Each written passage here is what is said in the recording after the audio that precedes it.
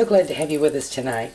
We're going to have tonight what for me, or for us, is a traditional spring treat. And this is the first day of spring. So even though I don't have fresh peas and potatoes out of the garden yet, I'm going to fudge and use some frozen peas and some potatoes that I bought at the store for creamed peas with red potatoes. Now I have half a stick of butter in there, and I let it get good and brown.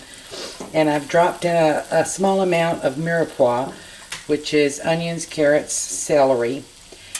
If you don't want to do a whole mirepoix for this, it's not necessary.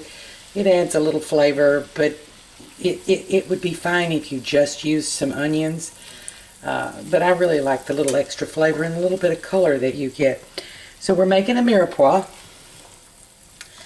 and we're going to let that cook just a minute until it starts to let go its flavors and aromas and the onions are translucent. Be right back. Okay, they're starting to turn translucent. I have here some small red potatoes. They pass for baby potatoes. At the grocery store, they're not really. They're a little bit bigger than baby potatoes. So I've cut them into several pieces. These were washed, scrubbed with a brush, and any little bad spots cut off, because even now I'm getting bad spots on potatoes. And I'm going to put these down in the butter because I want to get a little browning on them. I do recommend red potatoes for this dish, even though you could use regular cut russet potatoes. These have a texture that stands up to the process.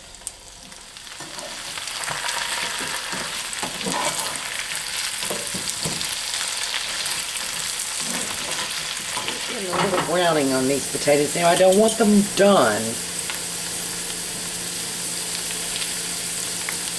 I'm still getting a lot of resistance to the fork, but I'm getting a little browning. So let's take these up. I added just a little bit more butter because I want to have about 1/3 of a cup of butter. And I'm adding 1/3 of a cup of flour.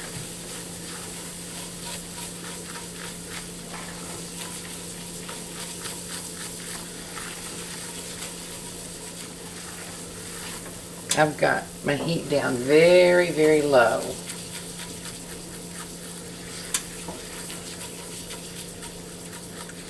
I'm going to let that flour sizzle on low heat just for about 30 seconds. I just want to cook off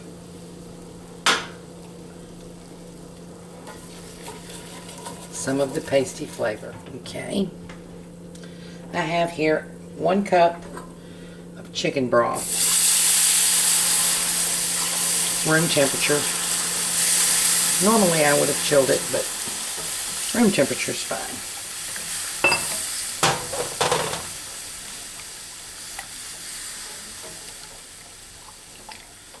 Okay, that's getting nice and thick.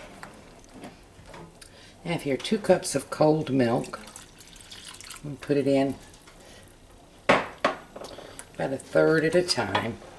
May have to turn my heat up just a little bit.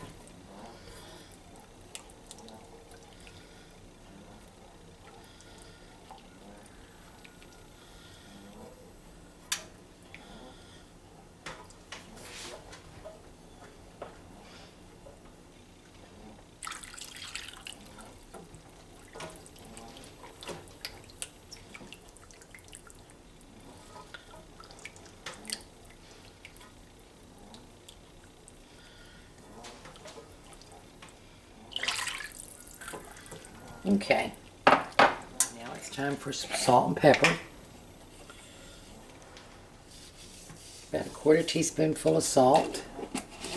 With a sprinkle of black pepper, because Grandma did. You taste that for salt. Yep, that's about right. You know, potatoes are kind of bland without salt and pepper.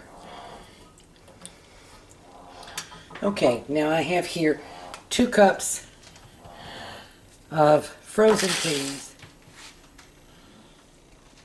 And then I'm going to add our potatoes back in.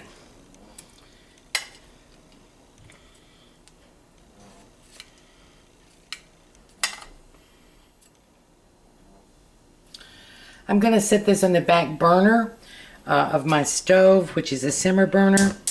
And I'm going to let that cook uncovered and let the cream sauce reduce a little bit and thicken up. We'll come back. That'll probably take about 20 minutes. Well, we're about 10 minutes into our simmer here. And I thought I'd show you the consistency we're getting.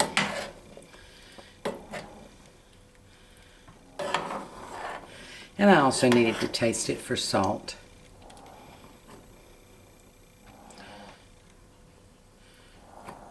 The potatoes now cut with a spoon, but they're not quite as tender as I want them to be. So let's taste for salt. I'll just use my big spoon.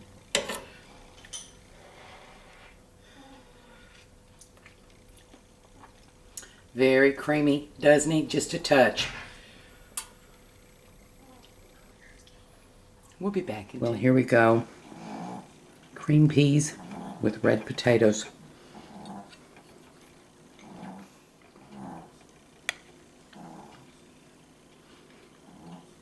This sauce is nice and thick.